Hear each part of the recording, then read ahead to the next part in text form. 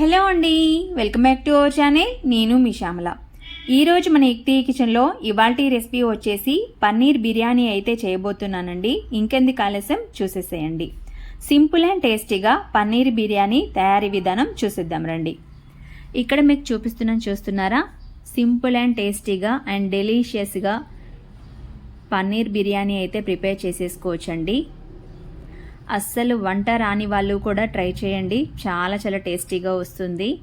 నేనైతే ఎప్పుడు మా ఇంట్లో వాళ్ళందరికీ కోసం కూడా ఇలా అయితే పన్నీర్ బిర్యానీ ప్రిపేర్ చేస్తూ ఉంటానండి. ఎప్పుడు టేస్ట్ అయితే చాలా చాలా బాగొస్తుంది. సో మీకు చూపిద్దామని చెప్పేసి ఈరోజైతే పన్నీర్ బిర్యానీ వీడియో అయితే పోస్ట్ చేసేస్తున్నానండి. సో ముందుగా మన ఛానల్ని ఫస్ట్ టైం చూస్తున్నట్లయితే ప్లీజ్ సబ్స్క్రైబ్ చేసేసుకోండి. అలాగే మీ ఫ్రెండ్స్కి రిలేటివ్స్కి షేర్ చేయడం అస్సలు మర్చిపోవద్దు. సో పన్నీర్ బిర్యానీ తయారీ విధానం కోసం ఒక బౌల్ తీసుకొని అందులోకి 2 గ్లాసుల బాస్మతి రైస్ అయితే తీసుకుంటున్నానండి. అందులోకి వాటర్ వేసేసుకొని చక్కగా రైస్ని అయితే కడిగేసుకోండి ఒక 2 సార్లు. ఈ విధంగా రైస్ని కడిగి తీసుకున్న తర్వాత ఇప్పుడు మనం ఇందులోకి వాటర్ వేసేసుకొని ఈ రైస్ని ఒక అరగంట పాటు నానబెట్టుకుందాం. అరగంట తర్వాత రైస్లోకి హోల్ గరం మసాలా దినుసులు వేసేసుకోండి. ఇందులోనే కొద్దిగా ఆయిల్ అయితే వేసేసుకోండి. ఆయిల్ వేసేసిన తర్వాత కొద్దిగా సాల్ట్, అలాగే పచ్చిమిర్చి చీలికలండి ఒక 4 అయితే వేసేస్తున్నాను. ఇందులోనే కొద్దిగా కొత్తిమీర వేసేసుకోండి. దాన్ని పక్కన పెట్టేసుకొని నేను ఇక్కడ పన్నీర్ బిర్యానీ కోసం పన్నీర్ని అయితే ఈ విధంగా చిన్న చిన్న ముక్కల్లాగా అయితే కట్ చేసేస్తున్నానండి. ఈ విధంగా మీకు ఏ సైజులో కావాలో ఆ సైజులో ఈ విధంగా చిన్న ముక్కల కింద పన్నీర్ని అయితే ముందుగా కట్ చేసేసుకోండి. మీకు ఇక్కడ చూపిస్తాను కట్ చేసిన తర్వాత. ఈ సైజులో కట్ చేసుకుంటే సరిపోతుంది. దీన్ని పక్కన పెట్టేసుకుందాం. ఇప్పుడు ఒక మిక్సీ జార్లోకి ఒక 3-4 చిన్న టమాటోస్ని అయితే తీసుకున్నానండి. మూత పెట్టేసి మిక్సీ పట్టేసుకోండి. ఈ విధంగా మెత్తని పేస్ట్ కింద మిక్సీ పెట్టేసుకొని పక్కన పెట్టేసుకోండి. ఇప్పుడు స్టవ్ ఆన్ చేసేసుకొని స్టవ్ మీద బాండీ పెట్టేసుకొని అందులోకి ఒక 2 టేబుల్ స్పూన్స్ వరకు ఆయిల్, అందులోనే కొద్దిగా సాల్ట్, కొద్దిగా రెడ్ చిల్లీ పౌడరు, అలాగే కొద్దిగా పసుపు వేసేసుకొని ఒకసారి స్పూన్తో అంతా కలిసేలాగా కలిపేసుకొని ఇందాక మనం కట్ చేసి పెట్టుకున్న పన్నీర్ని ఆయిల్లో చక్కగా ఫ్రై చేసేసుకోవాలి. మనకి ఈ విధంగా ఫ్రై చేయడం వలన మనం బిర్యానీ చేసేటప్పుడు పన్నీర్ అనేది విరిగిపోకుండా చక్కగా వస్తుంది.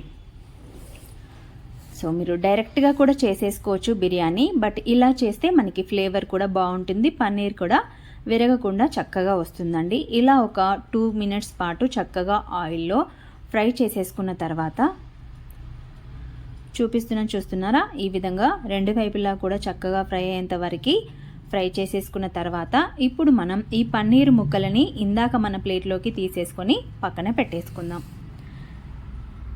ఇక్కడ మనం పన్నీర్ ముక్కలైతే ఫ్రై అయిపోయాయి.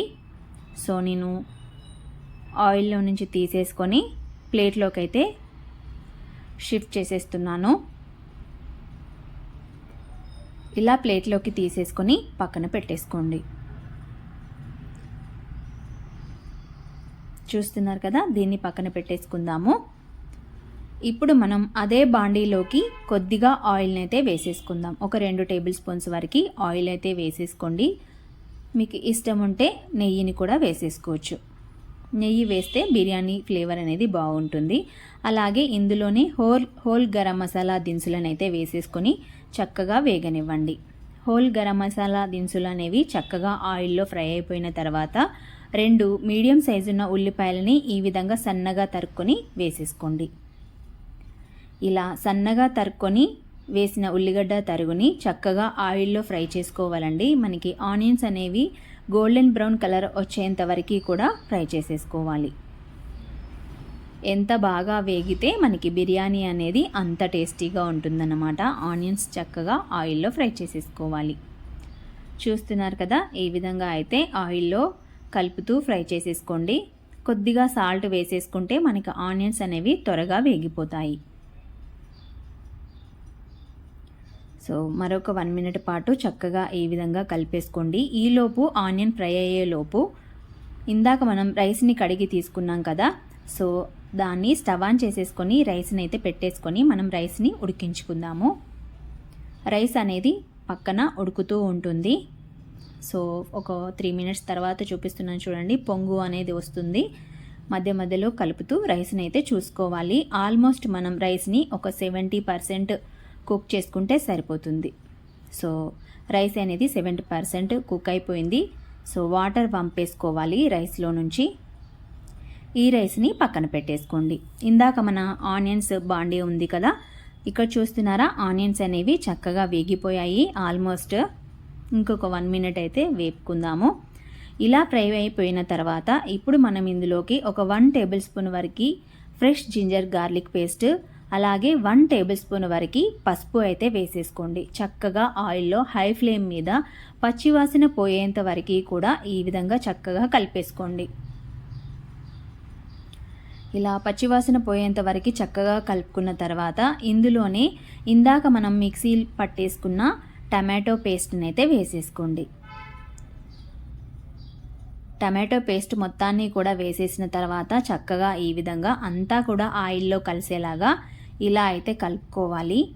మూత పెట్టేసి పచ్చివాసన పోయేంత వరకు కూడా మనం టమాటోని ఉడికించుకోవాలి. మనకి పైనకి ఆయిల్ అనేది తేలుతుందండి. ఒక 2 మినిట్స్ తర్వాత చూపిస్తున్నాను చూడండి, కొద్దిగా ఆయిల్ అనేది పైకి తేలుతుంది, చూస్తున్నారు కదా. ఇప్పుడు మనం ఇందులోకి స్పైసెస్ని యాడ్ చేసేసుకుందాం. మీ స్పైసీనెస్కి తగ్గట్టుగా రెడ్ చిల్లీ పౌడరు నేనైతే ఒక 1 టేబుల్ స్పూన్ వేసేసాను. అలాగే రుచికి సరిపడా సాల్ట్, 1 టేబుల్ స్పూన్ వరకు ధనియా పౌడరు, 1 టేబుల్ స్పూన్ వరకు జీరా పౌడరు, అలాగే కొద్దిగా గరం మసాలా పొడి వేసేసుకోండి. ఇలా చక్కగా అన్ని స్పైసెస్ అన్నీ కూడా వేసేసుకున్న తర్వాత గరిటెతో అంతా కూడా ఒకసారి కలిపేసుకుందాం. ఇలా చక్కగా కలిపేసుకున్న తర్వాత ఇందులోకి 1 కప్పు పెరుగునైతే వేసేసుకుందామని. ఇలా చక్కగా కర్డ్ని అయితే యాడ్ చేసేసుకోండి. గడ్డ పెరుగు అయితే తీసుకున్నాను నేను. ఈ విధంగా కర్డ్ని యాడ్ చేసేసిన తర్వాత అంతా కూడా కలిసేలాగా ఇలా అయితే కలుపుకోవాలి. సో చక్కగా ఇలా కలిపేసుకున్న తర్వాత ఇందాక మనం ఆయిల్లో ఫ్రై చేసి పెట్టుకున్న పన్నీర్ ముక్కలను అయితే వేసేసుకుందాం. పన్నీర్ ముక్కలని యాడ్ చేసేసిన తర్వాత అంతా కూడా కలిపేసుకోండి. ఇలా చక్కగా మసాలా అంతా కూడా పన్నీర్కి పట్టేలాగా ఇలా చక్కగా కలుపుకున్న తర్వాత మూత పెట్టేసి అందులో నుంచి ఆయిల్ అనేది పైకి రిలీజ్ అయ్యేంత వరకు కూడా మనం కుక్ చేసుకోవాలి. ఒక 2-3 నిమిషాల తర్వాత చూపిస్తున్నాను చూడండి, చూస్తున్నారు కదా ఆయిల్ అనేది ఇలా పైకి తేలాలి. అప్పుడే మనకి బిర్యానీ టేస్ట్ అనేది అంత బాగుంటుందన్నమాట. చాలా చాలా బాగుంటుంది. ఆయిల్ ఇలా పైకి తేలినప్పుడే మనం రైస్ని అయితే యాడ్ చేసేసుకోవాలి. ఒకసారి అంతా కూడా కలిపేసుకొని సాల్ట్ గిన చెక్ చేసేసుకోండి. నేను వేసిన సాల్ట్ అయితే చక్కగా సరిపోయింది. ఎందుకంటే మనం రైస్లో యాడ్ చేసాము, ఇందులో కూడా యాడ్ చేసాం కాబట్టి కరెక్ట్గా సరిపోతుందని నాకైతే అనిపిస్తుంది. ఇన్ కేస్ మీకు తక్కువైనట్లయితే సాల్ట్ యాడ్ చేసేసుకోవచ్చు. ఇందాక మనం బాస్మతి రైస్ని ఉడికించి పెట్టుకున్నాం కదా, సో ఆ రైస్ మొత్తాన్ని కూడా పైన ఈ విధంగా వేసేసుకొని చక్కగా ఈ విధంగా పైనంతా ఈ విధంగా ఒక లేయర్ కింద సర్దేసుకోండి. పైనుంచి కొద్దిగా కొత్తిమీర అలాగే పుదీనా వేసేసుకోండి. దీనిపైన మూత పెట్టి ఒక 10 మినిట్స్ పాటు చక్కగా గాలి వెళ్ళకుండా దమ్ ఇవ్వండి. సో ఈ విధంగా ఒక 10 నిమిషాల పాటు కుక్ చేసేసుకున్న తర్వాత మన పన్నీర్ బిర్యానీ అనేది రెడీ అయిపోయింది. అప్పుడే ఓపెన్ చేయకూడదు. సో నేను ఒక 5 మినిట్స్ పక్కన దింపేసి ఆ తర్వాత అయితే ఓపెన్ చేసి చూపిస్తున్నానండి. చూస్తున్నారు కదా, కలర్ఫుల్గా అండ్ టేస్టీగా పన్నీర్ బిర్యానీ అయితే రెడీ అయిపోయింది. ఒక 10 మినిట్స్లో మనం బిర్యానీ అయితే ప్రిపేర్ చేసేసుకోవచ్చండి. ఎక్కువ టైం కూడా ఏం పట్టదు, అంత ఈజీగా ప్రిపేర్ చేసేసుకోవచ్చు. అలాగే అస్సలు వంట రాని వాళ్ళు కూడా ఈ బిర్యానీ ట్రై చేయండి, చాలా చాలా బాగా వస్తుంది. మీరు ట్రై చేసి మీ ఇంట్లో వాళ్ళకి చేసి పెట్టండి, అసలు ఫిదా అయిపోతారన్నమాట. అంత టేస్టీగా ఉంటుంది పన్నీర్ బిర్యానీ అయితే. ఇంకెందుకు ఆలస్యం, ఈ వీడియో మీకు నచ్చింది అనుకుంటున్నాను. నచ్చితే కనుక ఒక లైక్ చేసి మీ ఫ్రెండ్స్కి రిలేటివ్స్కి షేర్ చేయడం అస్సలు మర్చిపోవద్దు. మన ఫ్రెండ్స్ని రిలేటివ్స్ని సబ్స్క్రైబ్ చేసుకోమనడం అస్సలు మర్చిపోవద్దు.